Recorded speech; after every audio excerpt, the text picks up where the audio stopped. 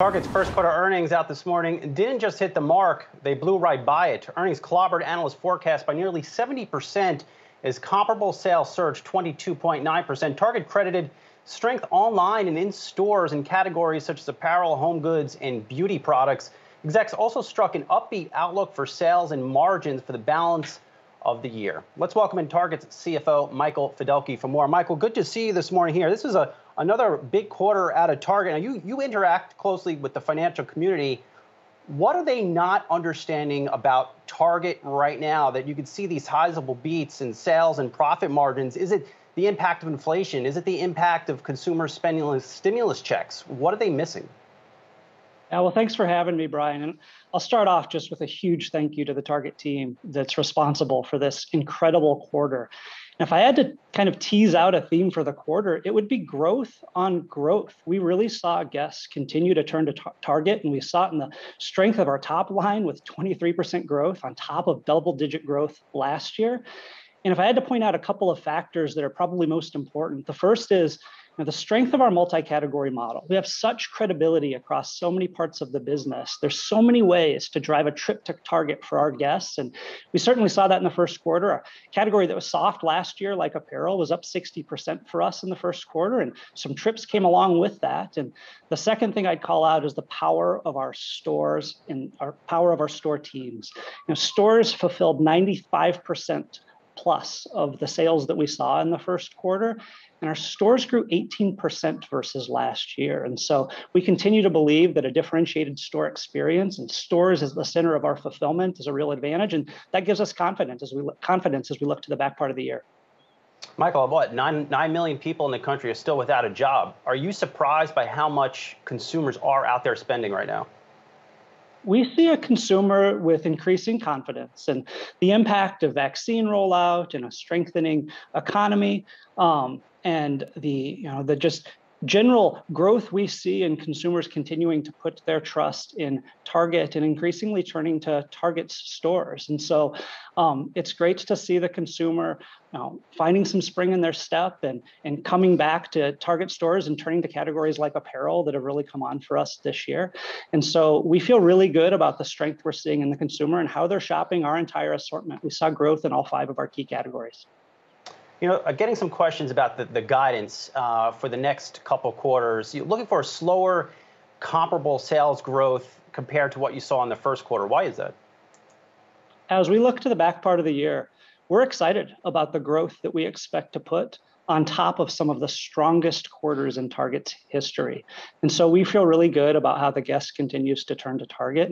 And one of the things that we expect to be a guest behavior that's sticky and will help provide that growth in the back part of the year is we make it so easy for the guests to shop with Target on their terms however they want. And the growth of our same-day services of order pickup, drive up, and ship have been a big part of our growth over the last couple of years. And I can tell you, I see evidence of that even in our own household. We've got a Shipt shopper that stocks up our pantry once a week. We've become habitual users of Drive Up for that thing we forgot and need to pick up on the way to or from a kid's soccer practice. And we love spending time in the stores. I think my daughter probably spent 2 hours in the aisles of Target browsing the new dress collection just this last weekend. And so there's so many ways for the guests to find an easy way to shop our assortment. And we think that'll propel growth going forward. You have acknowledged that Target and like many other retailers are seeing pockets of inflation. Where are you seeing some of the largest amounts of inflation?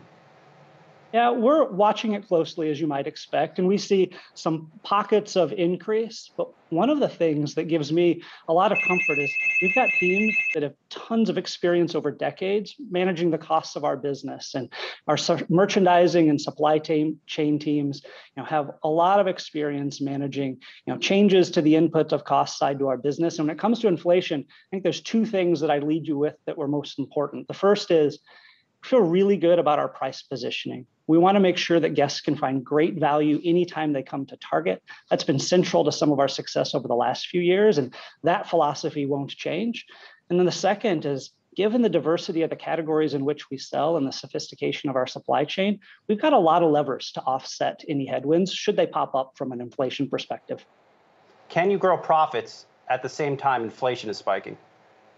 Now, we believe we've got a model that's proved its durability over time. And so it all starts for us with growth. When we have a healthy top line, when guests continue to turn to Target more and more, we can make the rest of the P&L work out with all the levers that we have to pull. So I'm really confident that we'll be able to translate continued growth and market share gain over time into growing profits.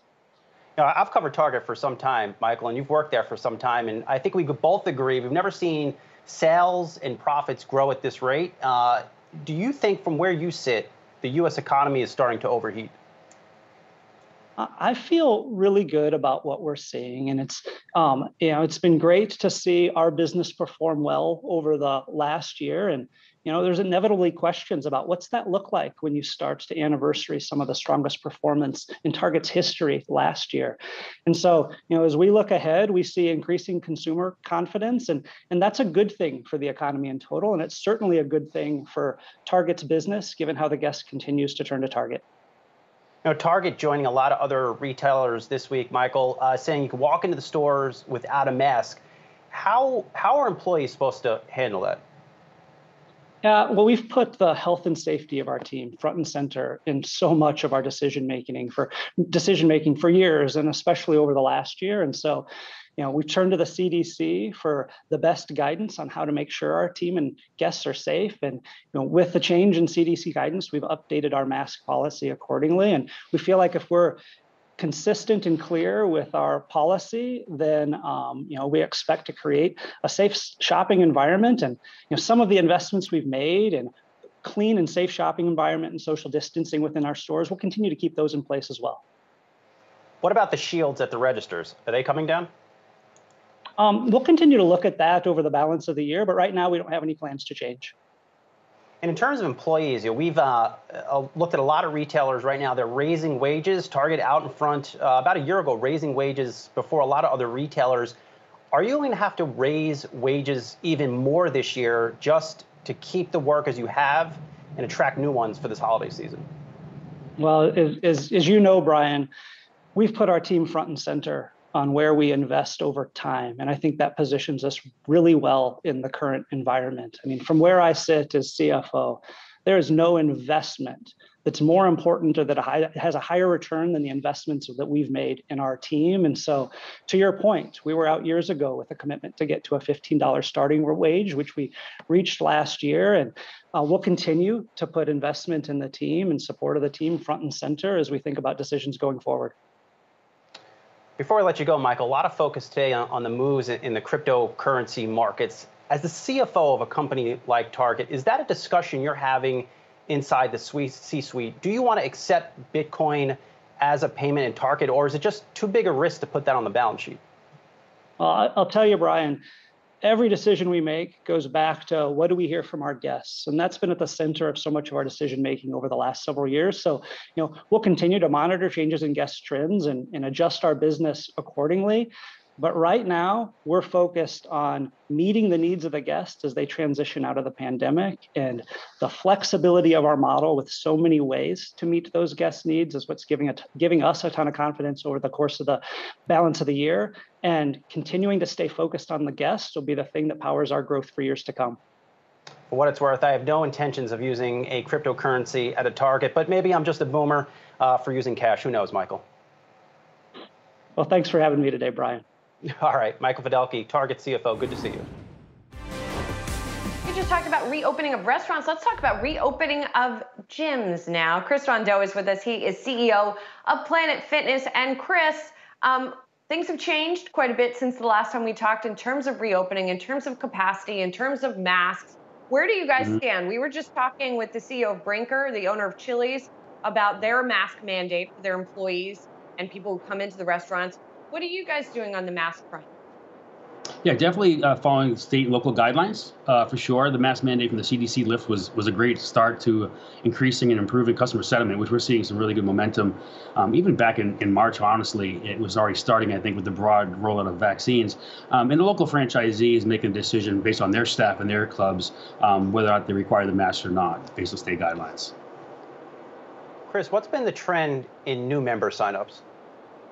Through the end of March was really interesting, Brian. January was, although a good month, positive member growth was slower than a normal January. But by the end of the first quarter in March, I think with the broad distribution of vaccines further into the year as cases counts came down, we actually saw March of this year outpace March of 2019. So I really believe, and we've been talking about this a lot over the last 6 or 8 months, as doors were unlocked and masks are becoming, taking off, and also vaccines being distributed. I think we're going to have really unseasonable gains this year. Even through the summer, which is typically a slow time of year for gyms, and we're seeing some really good momentum. Even in April, again, we saw April was on par with April of 19. And April of 19 had a 10-day national sale in that. So really exciting stuff. Well, and Chris, obviously the gym business is quite seasonal, as you noted. Are you anticipating, though, that maybe there's a longer term, maybe a 2 or 3 year trend where some of that seasonality is disrupted just because of how disrupted our lives were, during the pandemic and the way that a lot of people's priorities, I think, are going to change on the other side here? Yeah, really good point, Myles. You think so? You think for a minute. I mean, people haven't even gone to a beach in 2 summers. So let's put a bathing suit on. And as mask policies come off and people are getting dressed for work again, go back to the office, they haven't put their work clothes on in a year and a half. So there's a lot going on. And I think the other thing, which is really unfortunate, is there's some recent stats coming out that 61% of adults put on an average of 29 pounds during COVID. 29 pounds, an average. And the sad case is 70% of adults were overweight going into COVID already. So there's really an epidemic even before the pandemic that people are going to get off the couch and get physical again. And with Planet Fitness, we're in all 50 states, pretty much every DMA here in the country. And for $10 a month, it's really accessible. Chris, as you just mentioned, I mean, folks they've packed on the pounds during the pandemic, eating all sorts of packaged food and other nonsense. But do you think that sets a table for Planet Fitness to start bringing instructors in or classes into the gyms? I know that hasn't been a big focus of the company in the past, but clearly people need a lot of help right now. Yeah, good point. So we did a lot of work on our digital strategy during the COVID. I mean, our clubs were closed for an average of 6 months, so we had a lot of time on our hands, and we were going down a digital strategy even pre-COVID. And a lot of this is around education, right, and instruction. And with averaging 6,500 to 7,500 members per store, how do you service that many people, right? So we've done a lot of work on our app. We partnered with iFit to help us produce some premium content as well, to offer a really good experience, instruction on how to use all the equipment, and also work out at home. And for the first time in our history, and also in the industry's history, what was really exciting to me, and I've been here for 28 of the 29 years of the company, is for the first time now is we can engage our members outside our 4 walls. And as an industry, we've never had that ability, right? If they didn't walk in the front door, we couldn't service them. So now it's really exciting for me that I can touch our members outside of our 4 walls, give them some benefit for being a member of Planet. Chris, you guys, this is a franchise business, right? So I am curious, for those effectively small businesses that are your franchisees, how many of them are coming out of this versus how many went in? And do you expect to grow the number of franchisees this year?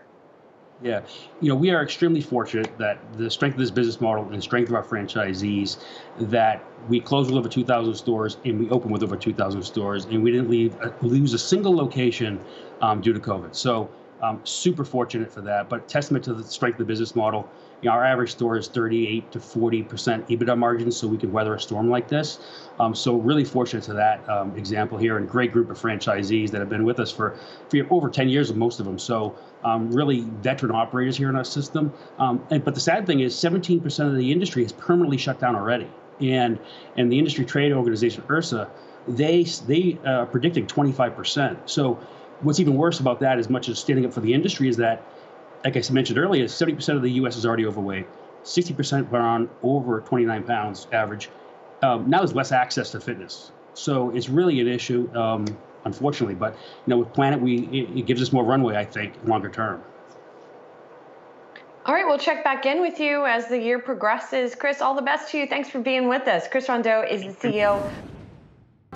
The House overwhelmingly passed the Stop Asian Hate bill on Tuesday, clearing the way for President Biden to sign it into law. Specifically, it calls for the Justice Department and state leaders to increase oversight of hate crimes. All of this comes as Asian American business leaders call for more action in tackling anti-Asian hate. Let's bring in Allen Shim. He is the CFO of Slack. And Allen, of course, we're talking to you because you signed on to this letter back in March calling for, number one, $1 million and commitments to increase resources to fight this, but also calling for other leaders to step up and speak out. This is an issue that's been going on even before the pandemic, but I wonder what you think has actually changed. What propelled you to sign on to this? Well, thanks for having me, Akiko. It is amazing to be part of this, as recognizing Asian Americans this month. For me, the change was pretty recent. Over the last few months, when I saw attacks on the elderly, there was an immediate connection for me to my own story of immigrant parents and grandparents who I could see in those people, and some of those people were killed. And that really hit home for me and really caused me to reflect and rethink the way I was approaching this. Because, to date, I've been viewing this more as kind of a bystander and someone that, passively is trying to support things in the background here, but not realizing the platform I have as a business leader to really amplify, the voices of our employees in particular.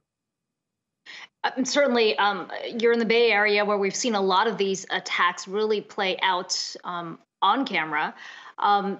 There's a lot of Asian Americans in the tech community. I wonder what you think the resistance has been. You're talking about why you decided to speak now, but what has held some of these executives back from speaking out until now, do you think? From my own point of view, there are definitely different cultures and norms that I think we've accepted as business leaders. You could be a little bit cynical and say that people are increasingly doing some of these things because they think it's good for business. But I think at the end of the day, when you're asking people to spend the majority of their waking hours at the office, at work, they're going to bring their whole selves to the office. And you're seeing more and more of that, particularly in the tech community, where embracing that is really important, and making sure that employees are seen, they're heard, and their stories are understood, and how that can be addressed and spoken to and supported, whatever the circumstance may be. And this particular moment has been really important because Asian Americans have a history of maybe cultural norms where some of those things are meant to be buried down. They're meant to go with the flow, not cause a stir, not rock the boat. And I think as an Asian American myself, it was really important to acknowledge those employees' conflict in that feeling and to really help them speak out and to, again, have their voices be heard and let them be seen in terms of their concerns, right? That's why for me, when it hit that close to home, it really connected the dots for me in terms of my role in this. Yeah, and that's interesting because you might take it for granted. You might assume that that's the belief, at the top of any company. But we've been increasingly hearing from some tech names out there, Coinbase included, in terms of the way they want to run their companies when it comes to maybe leaving political issues or society issues, anything that doesn't have to do with the company outside of the office. And you guys obviously went a very different way. You guys matched, you and your CEO here and the chief of staff kind of pooling to match the donations that came from employees there at Slack. And I'd be curious to maybe get your take from a leadership perspective, why it might be more important to maybe not endorse this idea that you'd leave everything that isn't related to work out of the office, and why it's so important to you from a philosophical and leadership standpoint to not do that. It's an interesting story in terms of how those donations even came to be. We have a channel in Slack called Slack AMA. It allows employees to reach out to the entire leadership team and ask any question. So it's Ask Me Anything. And in the course of that, as these events were happening, as these hate crimes were happening, one of the Asian American employees put out a question that just suggested, hey, if you want to support this, if we could support this, what can Slack do to support various Asian American organizations in the US, in the Bay Area, to show our solidarity in this effort? And for myself, it didn't really even occur to me to necessarily jump on that right away until a really brave employee pinged me, another Asian American that I knew, and she nudged me and said, listen, it would mean a lot for me to see you and the leadership team step out and support us in a very meaningful and visible way. And so as a result of that, what was initially a suggestion of organizations that all employees could donate to became a matching campaign from myself and 4 other executives, where each of us matched and we collectively raised a few $100,000, $300,000 to be exact, to these various organizations. And to me, the role there was, how do I amplify what our employees are already feeling? How do I acknowledge the fact that we are asking for a lot of the time, energy, effort of these employees to bring their whole selves, to bring their full capacity. And if this is weighing them down, How can we not acknowledge it? How can we not support them in that? Now, companies are still businesses, and I'm not trying to take away from that, but I think having a forum where people can have this dialogue in a constructive way and a productive way is a necessary part of really supporting employees. I think in this current, modern world where the internet and news is a 24/7 cycle, we have to acknowledge the fact that we can't just hold it out. We can't shut it down because it's pervasive. It's everywhere, and we need instead to embrace and find ways to engage with our employees to make that a productive discussion. And finally, Alan, before we let you go, we're talking right now as more and more offices think about what this new workplace is going to look like. Slack is largely operated as a distributed workforce. You've also got this merger with Salesforce that could sort of change the dynamic too. And I'm wondering, as you look to the months ahead, what does this reimagined workplace look like for you? How are you thinking about the reopening process? What does that workplace look like for Slack? If I could maybe simplify it, it starts with what's your default, where are you starting from, your starting place? Because if your starting place is February of 2020, and you try to then modify those conditions to something that you think will be relevant for the future, you're going to have a lot of changes that you're going to have to navigate. Instead, if we anchor more to, and the starting place is May of 2021, and you think about all the things that we've benefited from in terms of flexible work, being able to have flexible schedules, so not just location, but also time. All those things I think are going to be, and you're hearing this, we're seeing the vast majority, I think it's 70, 80% in our latest survey, want some degree of flexibility. And so if you start there, then the new workplace looks a lot like the current workplace. And that's really our belief, which is this shift from physical to digital means a default to digital. So a digital first mindset. And there's all this capital, as a CFO, there's all this capital that was being spent in your physical space that can now effectively be redeployed and actually made a lot more productive if you think about how to invest behind your employees in a digital first workplace going forward. It's going to be interesting to see how this all evolves. Allen Shim, Slack CFO, great to talk to you today. Appreciate your time. Working out has obviously been critically important for health here in the pandemic, but also obviously been very tough for where we work out. For in-person fitness studios, it's been rather challenging stretch of the last year, and that caused one cool temperature fitness studio, Brrrn, to focus in on their at-home products, the Brrrn board, which is a custom slide board that comes complete with at-home streamable workout classes. And now the company is bringing on our next guest, not only as a partner, but also as an investor. He slid his way to a record Olympic career. You know him well. Apolo Ohno, Olympic gold medalist, Brrrn Partner Investor, and New York Times Best-Selling Author, the greatest of all time. The list goes on. Apolo Ohno, appreciate you coming on here to chat with us today. When I saw this partnership, it seems like a no-brainer based on how the board works, but talk to me about how you came on board, quite literally, and what you like about the company. Yeah, thank you so much. It's a pleasure to be with you. Look, I think it's very clear and it's very organic to see that this slide board mechanism has been used throughout not only my career, but I think pretty much anyone who's in the skating atmosphere or world in terms of our cross training and our off ice training. And the guys at Brrrn who I met over the past year and a half and heard about their platform and heard about the New York City studio that was very cold in temperature to create these kind of unique experiences and environments in which just to get better levels of fitness and a differentiated version of fitness. And then now pivoting as we do in speed skating to focus at-home fitness because of all of the interest at kind of this hybridization of blend of both going into these classes and also doing at your at-home studio when you want, kind of at your own time and leisure. So this makes sense for me because, look, I love the board. Lateral movement and fitness is a new dynamic way of staying fit. There are literally thousands of different ways to stay fit and exercise, as you can see here from some of the videos. I love the founders. I love that these kind of low-tech, accessible, and affordable types of solutions are really readily available for anyone and everyone. And so that kind of inclusivity is a really important part as we move forward out of these kind of chaotic past 18 months into the new era, hopefully, of how we treat our body and really most importantly, our mind. Yeah, the price point much more approachable there. I mean, we talk about some of these other things at home, Peloton and other ones out there, quite expensive. This board, I believe, closer to the $300 range and below. But I mean, what is your take on maybe this return to gyms? Because we're talking a lot about maybe working from home, working out from home, and whether or not the propensity is still there. How do you see that playing out as an investor now in Brrrn, in the way that kind of this company is, I guess, levered to both sides, but what you make of the way that Americans in this pandemic, yourself included, have been changing their habits? I think that the two things that we really concentrate on, number one, either from an investment perspective, is that people crave social environments. And this hybridization of both using technology at our whim to interact with each other is really, really powerful. And it's necessary and it's highly efficient. But there are times in which we really crave that in-person experience. And many of us, including myself, really want those types of things.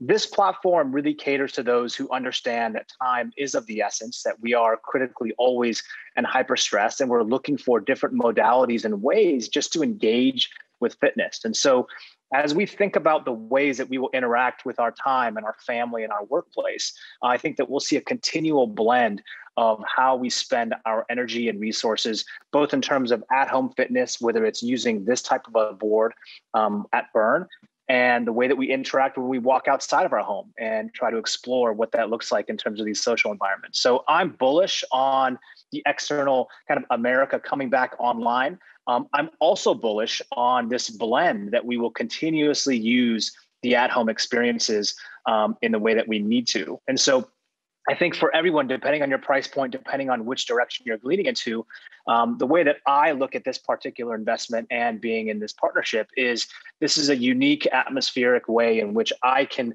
correlate the things that I've done for literally 15 years.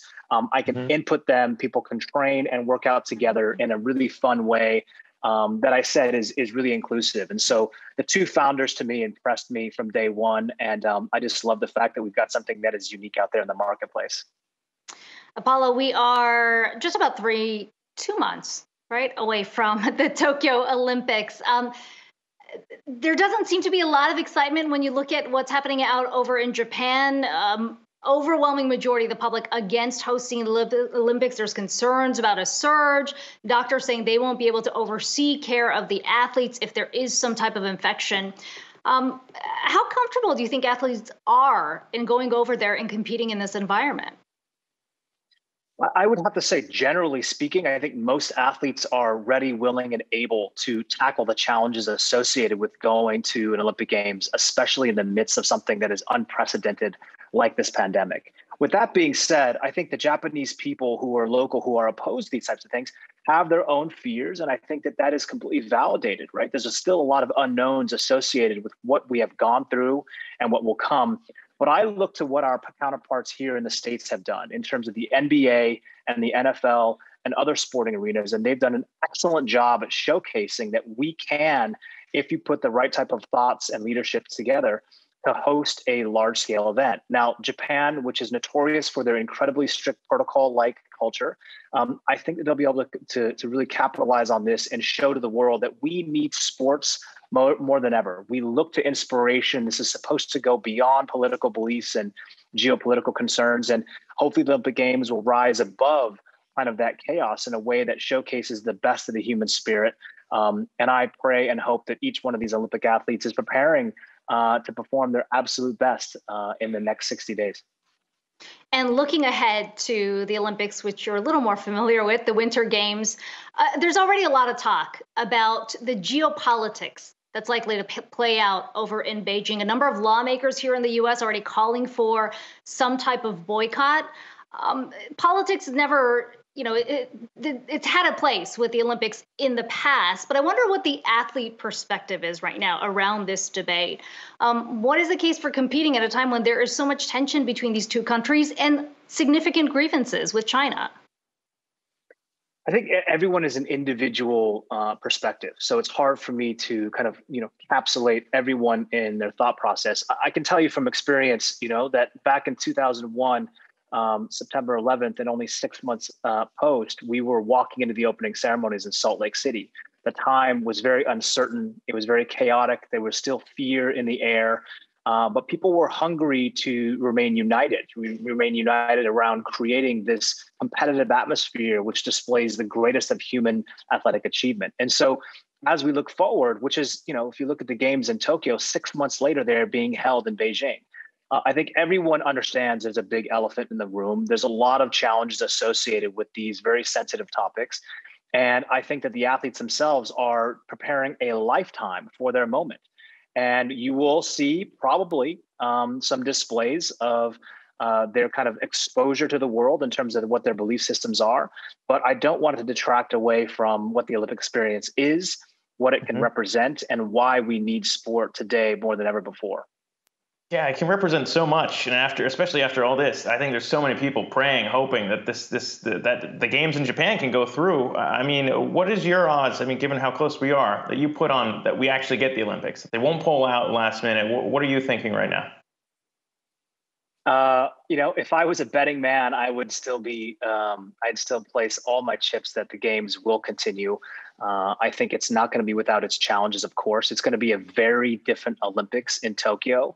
But just like you said, the world needs this. The world wants this. And whatever iteration that looks like, it's very interesting to see that every Olympic Games, there always happens to be some type of uncertainty and unknown revolving, whether it was in Rio or in Sochi or in London or even Vancouver, and goes all the way back to every Olympic Games. And so that has persevered. And so I look deeper into the contextual layer of what the human spirit can do and what we can collaboratively do to work together to showcase a safe, a healthy, a fair Olympic Games that the world can watch with awe and participate in cheering their hometown heroes from, and to see that this is something that we all need and is necessary. And so I know that I crave the sporting experience. I really crave the in-person experience. I've been working out pretty much in my home for the past 18 months, and we all look to have this diversification in terms of experiences. And I think, just like you guys said, we need it badly.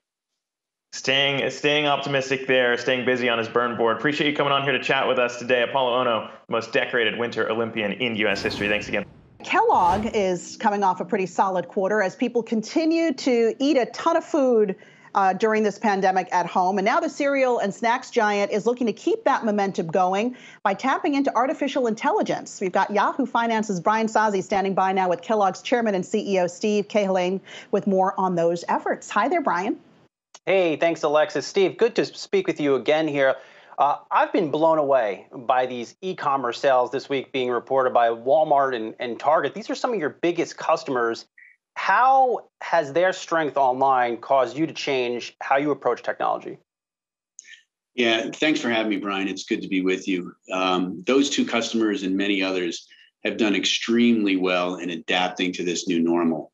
And so we've had to adapt as well. We were very fortunate in that before the pandemic, we'd been making a lot of investments in this space so that we'd be ready for the future. We didn't know that the future would jump ahead by 5 years based on the pandemic, but we're well positioned to serve them as they continue to evolve that business.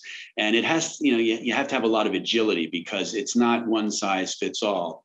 You have a lot of omni-channel retailers that are doing click and collect, that are allowing aggregators into their stores, that are having their own employees shop their stores for pickup, curbside. And so it's required a lot of capability, but we're very fortunate that we were already looking ahead. What are some of the projects you have in the pipeline? Products that we have in the pipeline? Well, we've got a very interesting pipeline and a very exciting pipeline, because if you think about 2020, one of the impacts of 2020 was a slowdown in innovation that could be brought to market, because it was all about trusted brands, getting through the factories as quickly as possible and onto retailer shelves.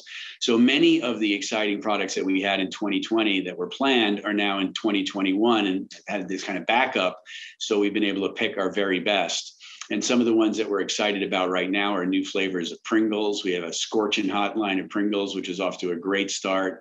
Cheez-It's got some exciting innovation coming. And our whole plant-based segment continues to explode based on vegetizers under Morningstar Farms, as well as our Incognito brand. So a lot of really exciting things coming in our pipeline this year and well into the next couple of years.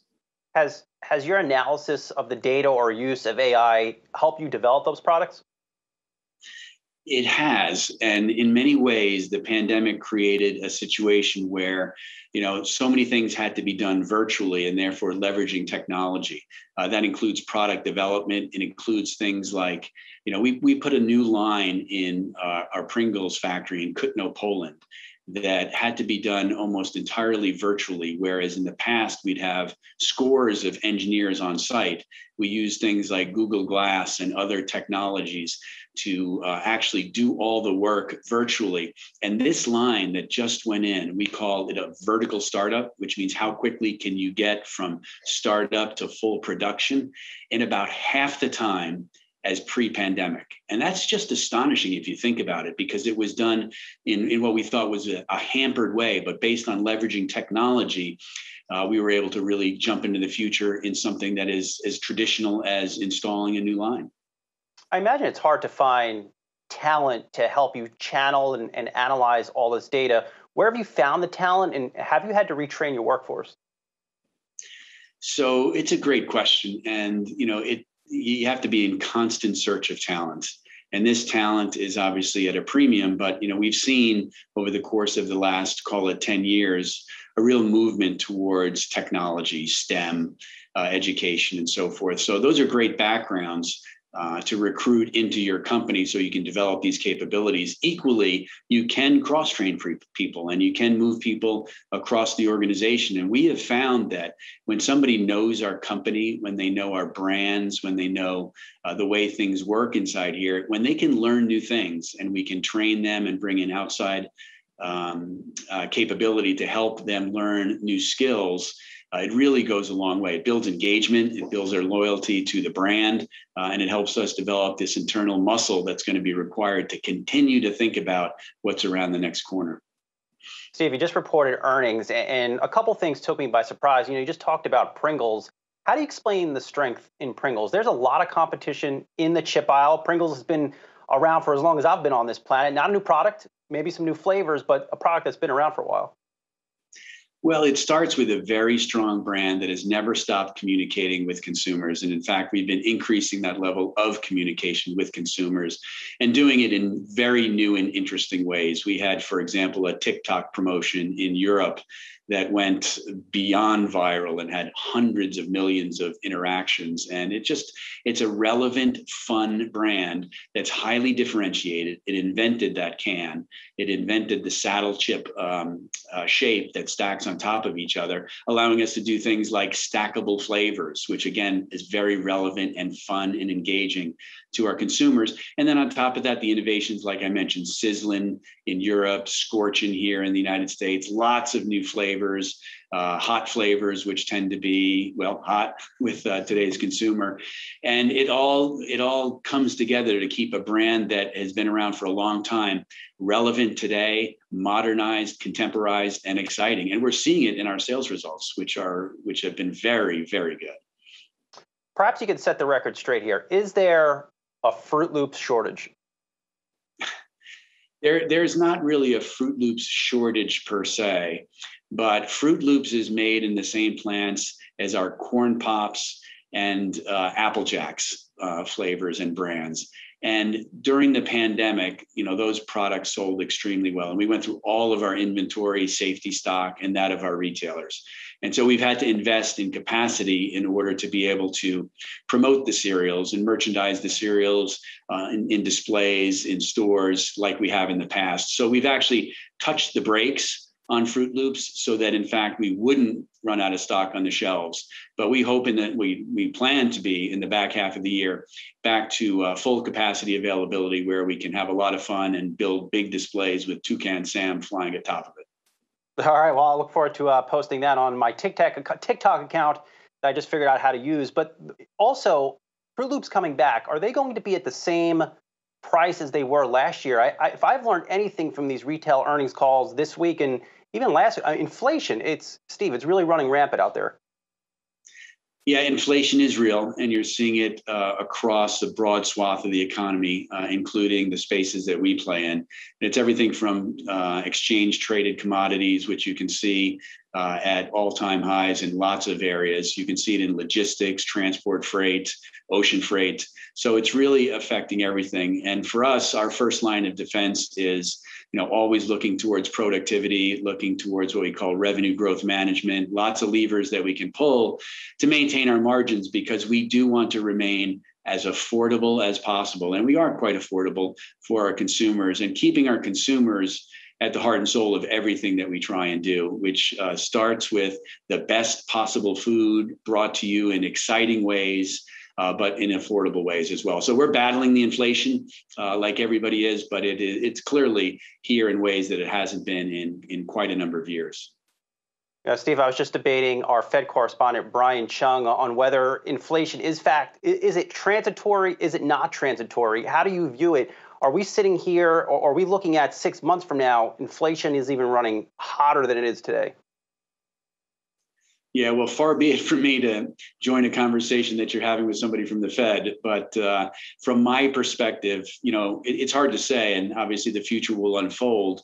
But I suspect, based on what we're seeing, that there is clearly a one-time step up, reset of the base. Is there evidence of ongoing inflation after that, a new inflationary cycle? I haven't seen the strong evidence that suggests that inflation is here to stay, but I have seen enough evidence to suggest that there's a lot of input costs that have gone up fairly substantially in a short period of time, which ultimately means a reset. What happens after that remains to be seen, but I do think that the one-time step up is real. Whether that continues in a cycle, we'll just have to see, and we'll have to be ready. Before we let you go, really, Steve, there's been a bit of a baby boom during the pandemic. A lot of households are now growing in size. How do you think about repositioning your portfolio to really take advantage of a whole new generation of consumers over the next decade? Yeah, Brian. So, we've got a very wide portfolio, which has served us extremely well. And, there's nothing like new formations of households and growing populations in this country and around the world as a tailwind for our business. So obviously we think of that as a very positive development.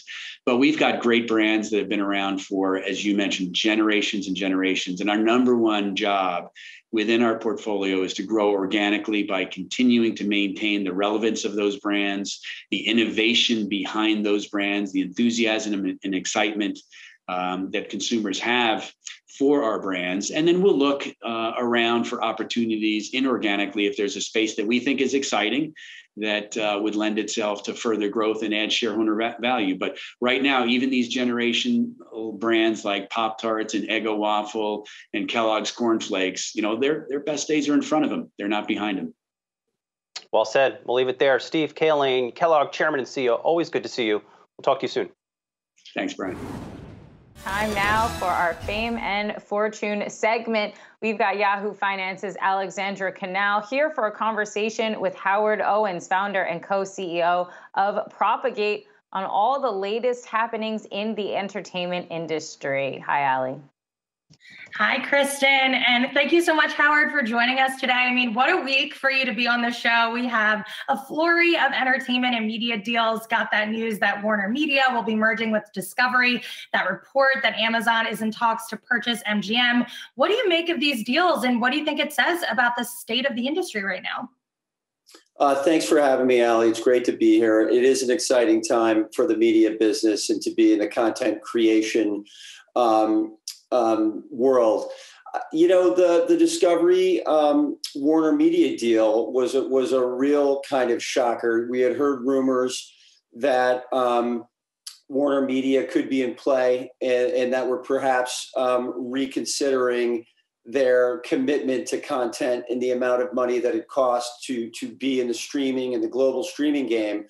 But it did kind of catch us by surprise. I think that you can never discount David Zaslav from taking the huge, big swing. He is definitely a futuristic mogul and someone you always have to keep your eye on.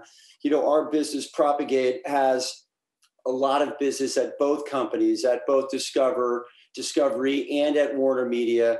And, at the outset, you couldn't think of two different cultures and two different ways of doing business. Warner Media, you really think their defining brand is HBO and now HBO Max, and they are premium and they are, were traditionally incredibly talent friendly. Discovery, on the other hand, was more low cost, high impact, unscripted, but Discovery's made a huge play internationally over the last several years. I think HBO and Warner Media saw that was a need.